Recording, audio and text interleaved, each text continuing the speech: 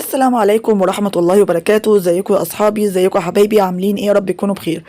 اهلا وسهلا بيكم في فيديو جديد من قناتي ام زياد وجنى كل حياتي. متنسوش تحطي لايك للفيديو واشتراك للقناه لو لسه مش مشتركه، وتفعلي زر الاشتراك عشان يوصل لك كل فيديو جديد انا بنزله، وتكتبي لي كومنت حلو تشجعني بيه. ويلا بينا على الفيديو. النهارده هنعمل مع بعض غدا جميل جدا هيعجبكم باذن الله. النهارده هنعمل مع بعض فراخ مقليه. هعملها النهارده شوربه ومقليه، وهعمل النهارده كمان معاكم مع الفراخ مكرونه بالصلصه، وهعمل كمان شوربه لسان عصفور. يلا بينا كده نسمي بسم الله ونشوف هنعمل مع بعض ايه. اول حاجه كده هشوح على الفراخ، اشوحها كده بفص مستكه وحبهان زي ما انتم شفتوني من شويه. وعملت إيه حطيت الفراخ بتاعتي شوحتها مع المستكه والحبهان، ونزلت كمان حطيت كمان بصله قطعتها كده ارباع، وقمت حطها معاها وشوحتهم مع بعض، ونزلت على طول بالميه بتاعتي، وقمت على طول مغطيه الغطا. اول ما غطيت الغطا بتاعها شلته بعد ما خلاص اخر التشويحه بتاعتي وجميله. عملت ايه كمان على العين التانية، حطيت حله على النار عشان اغلي اسوي المكرونه بتاعتي. حطيت ميه وملح وزيت في الميه وهي بتغلي علشان احط المكرونه بتاعتي تتسلق زي ما انتوا شايفين كده مع بعض. هنقلب كده المكرونه.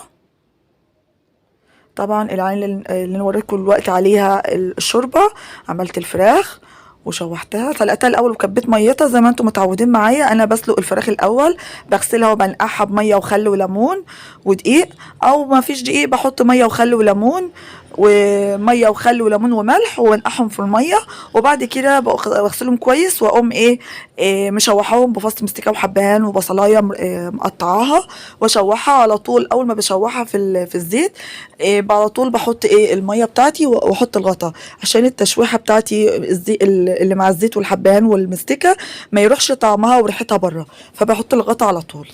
تمام. هنا بنعصر بقى الطماطم بتاعنا. فرمت الاول البصل، وهنا كمان بعمل الطماطم بتاعتي علشان نعمل المكرونه.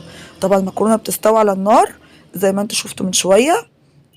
هنجيب بقى حله على النار، واجيب كده معلقه سمنه اهو زي ما انتوا شايفين، عشان بس نعزز الطعم بتاعنا ويبقى طعمها حلو. وهنزل على طول بالبصل بتاعي اللي انا فرمته في الكبه، وهنقلبه كده في الزيت.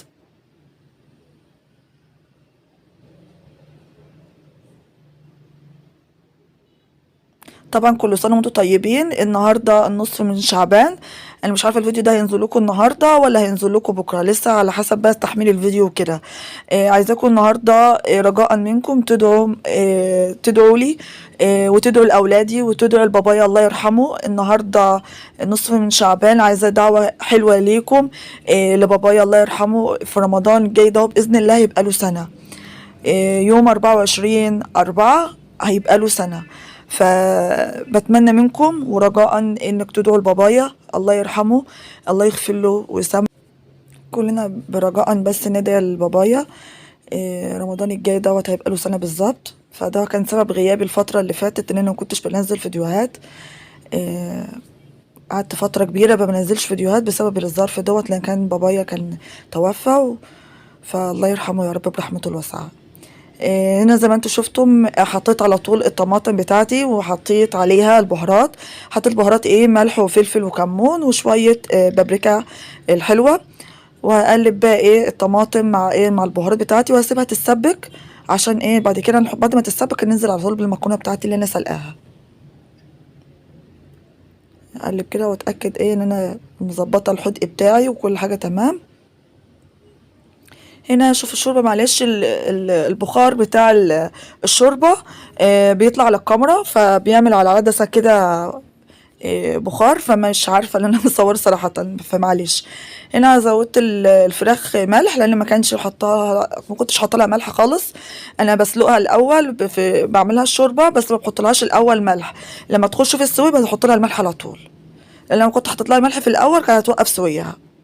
بعد كده المكرونه بتاعتي الصلصه بتاعتي سوري استوت يعني اتسبكت وخلاص اهيت بقت جميله، ظبطت يعني الطعم بتاعها، الملح والتوابل بتاعتي مظبوطه. هبدا انزل على طول بالمكرونه اللي انا مسوياها، هنزل على طول بيها وهفككها كده من بعض مطرح كمان لما انا سلقتها. طبعا انا بديلها شطفه كمان تحت الميه، ميه ساقعه من الحنفيه وكده، فبتلاقي مسكت في بعض. فمجرد ما انت بتحط لها حاجه سخنه بقى بتبدا تفك. فابدا بس ان انا اقلبها مع بعض كده. انا يا دوبك بس يا دوبك المكرونه تاخد لها غلوه والتانيه وهو مطفيه. انتوا اللي شايفين اللي هي الطماطم فاتحه وكده، بس هي الكاميرا ظالمه الصوره صراحه الحقيقه. يعني المكرونه هي اصلا غامقه ماهيش فاتحه، هي هنا الكاميرا مفتحه المكرونه خالص. هنا هنعمل بقى لسان العصفور، هنعمل شوربه لسان العصفور. هجيب بقى كسرونه وهحط في قلبها لسان العصفور بتاعي. ما بحطش فيها زيت ولا سمنه ولا زبده ولا اي حاجه، يعني دوبك بس هحمص بس الشعريه بتاعه لسان العصفور. هسخنها كده في قلب الكسرونه وحمصها كده شويه تاخد اللون الذهبي، وببدا على طول انزل بالشوربه بتاعتي زي ما انتم شايفين. هبدا بقى بشوربه الفراخ بتاعتي الجميله ديت. هبدا بقى انزل بالشوربه بتاعتي على لسان العصفور.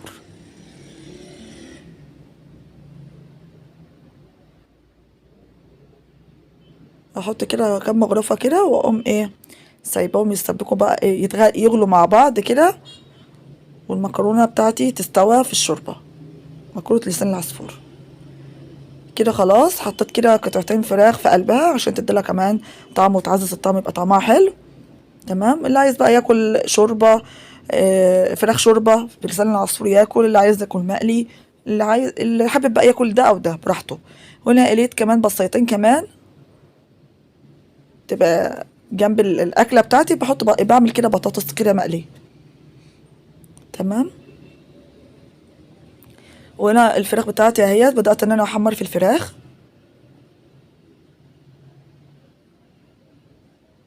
هنا بقطع الفراخ يعني لقطع صغيره علشان طبعا كل ما ادي لكل واحد نايبه الفص بتاعه كامل فبيسيبه، فبدل كل واحد على حسب ما هو عايز. يعني لو ياخد حته صدر على حته ورك كده، اللي عايز ياخد ده واللي عايز ياخد ده، لانه بيسيبوا بقيته. فانا بقى الوقت هتبقى اقسمها كده عشان اللي عايز ياكل من ده واللي عايز ياكل منها. وكمان المكرونه بتاعتي خلصت اهي وغرفتها وخلصت الاكل بتاعي النهارده اهو زي ما انتم شايفين. مكرونه بالصلصه بتاعتي الجميله اهي، وطبعا الشوربه لسان العصفور والشوربه هي بتاعت الفراخ. وهنا الفراخ اهيت شوربه، وهنا فراخ محمره وبطاطس. أكلة خفيفة وسريعة وجميلة، يا رب يكون عجبكم. انتظرونا في فيديو جديد بإذن الله. متنسوش بقى باللايك ودعوة حلوة لبابايا الله يرحمه. أشوفكم في رعاية الله وأمنه، والسلام عليكم ورحمة الله.